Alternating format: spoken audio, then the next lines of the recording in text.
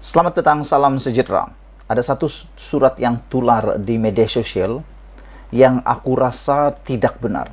Yang aku rasa memang surat tular semata-mata, tapi kenyataannya sehingga kini surat ini belum dinafikan oleh UMNO lagi. Jadi sehinggalah UMNO menafikannya, barulah kita memang 100% sahkan ianya surat tular, surat yang mungkin adalah palsu. Walau bagaimanapun surat ini mengejutkan kita semua karena fakta di dalam surat ini amat luar biasa. Dalam surat yang tular ini adalah kononnya daripada Setiausaha Agung UMNO yang ditulis oleh Datuk Seri Ahmad Maslan. Isinya luar biasa. Jangan kemana-mana, aku nak bacakan satu persatu surat ini supaya Anda tahu kalau benarlah surat ini adalah benar daripada Setiausaha Agung UMNO, maka aku rasa ada beberapa orang yang mungkin sudah hilang kewarasan mereka semata-mata untuk mendapatkan kuasa, mahu sangat PRU 15 diadakan segera. Tajuk surat yang tular ini ialah UMNO bertegas pembubaran parlimen segera wajib dilakukan oleh Yang Amat Berhormat Perdana Menteri. Alhamdulillah, seperti semua sedia maklum, Yang Amat Berhormat Datuk Seri Ismail Sabri Yaakob, Perdana Menteri Malaysia, telah pun menghadap ke bawah Duli Yang Maha Mulia Seri Paduka Baginda Yang di-Pertuan Agong Al-Sultan Abdullah Riayatuddin Al-Mustafa bin Shah untuk membincangkan perihal hal-hal kabinet dan juga belanjawan 2023 yang akan dibentangkan pada hari ini, kata surat ini. Surat ini juga telah menulis setelah berjumpa Yang di-Pertuan Agong. Yang Amat Berhormat Perdana Menteri telah ke Ibu Pejabat UMNO di Menara Datu On untuk berjumpa dan berbincang bersama Top 5 UMNO. Yang Amat Berhormat Perdana Menteri yang juga Naib Presiden UMNO gagal untuk mempersembahkan tarik pembubaran yang sepatutnya dibubarkan pada hari ini, kata mereka, merujuk pada hari Khamis. Hal ini amatlah mengecewakan pemimpin tertinggi UMNO.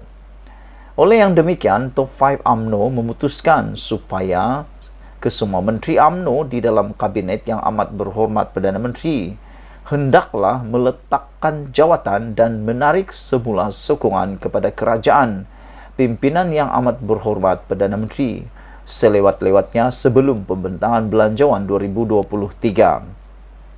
Hal ini bertujuan supaya parlimen akan terjatuh dan terbubar dengan sendirinya. Jika didapati ada menteri UMNO yang ingkar terhadap keputusan Top 5 UMNO ini, perkara ini akan dibawa ke lembaga disiplin UMNO untuk tindakan susulan akan diambil. Sekian, terima kasih. Ditulis oleh Setiausaha Agung UMNO Datuk Seri Ahmad Maslan 6 Oktober 2022. Saudara-saudara sekalian, kalau benar surat ini adalah daripada Setiausaha Agung UMNO, aku ulang sekali lagi, aku rasa beberapa pemimpin mungkin sudah mulai hilang kewarasan mereka. Kenapa aku kata seperti itu? Terlalu nak dapatkan PRU, terlalu nak awal sangat PRU sehingga sanggup menjatuhkan kerajaan sendiri. Bayangkan itu. Atau dengan kata lain, jatuhkan kawan sendiri.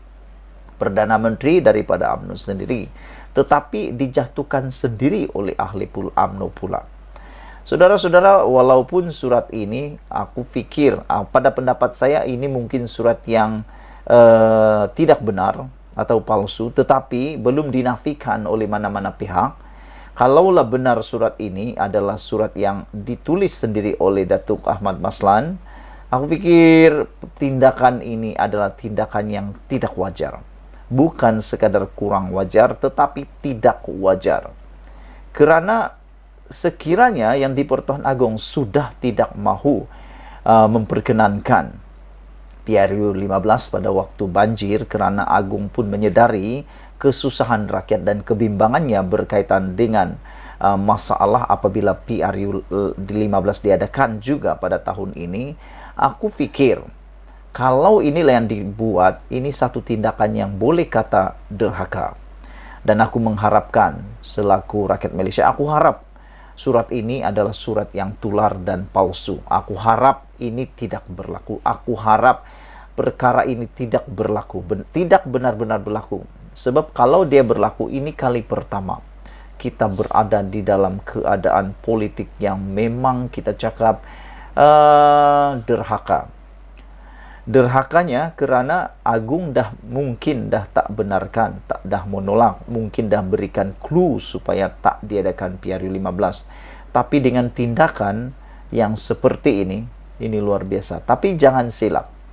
Meskipun kalaulah ini dibuat, katakanlah semua ahli kabinet ataupun menteri di dalam pimpinan Perdana Menteri Ismail Sabri Yaakob daripada UMNO meletakkan jawatan dan menarik sokongan, jangan silap. Agung masih mempunyai senjata terakhir yang tidak boleh dilawan oleh sesiapa. Agung boleh mengisytiharkan darurat politik. Agung boleh menggantung parlimen. Boleh mengisytiharkan darurat politik.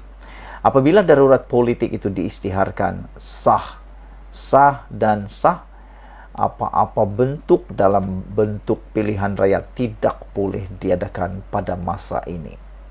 Jadi, kalaupun mereka mau meletakkan jawatan, aku pikir PRU 15 memang tidak akan diadakan juga kalau memang itu adalah keputusan muktamad daripada Agung. Saudara-saudara yang saya hormati sekalian, mengapa PRU 15 diidamkan sangat oleh UMNO?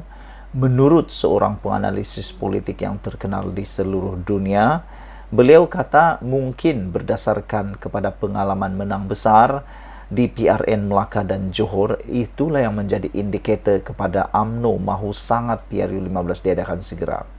Karena mereka sedar, sekiranya PRU 15 diadakan pada musim banjir ataupun musim tengkujuh, bilangan pengundi yang akan turun mengundi adalah dalam bilangan ataupun peratusan yang rendah. Apabila peratusan yang rendah berlaku, mungkin mereka akan mengharapkan keajaiban berlaku lagi seperti yang berlaku di Melaka dan di Johor. Apabila pengundi yang turun adalah dalam peratusan yang sangat rendah, mungkin besar kemungkinan UMNO akan menang besar. Karena UMNO mempunyai pengundi putih yang tegar, yang apapun terjadi, gempa bumi kah, terbalik bumi kah, banjir besar kah, bencana kah, mereka akan turun, mereka akan tetap turun mengundi. Dan inilah yang diharapkan oleh UMNO, yaitu pengundi tegar mereka.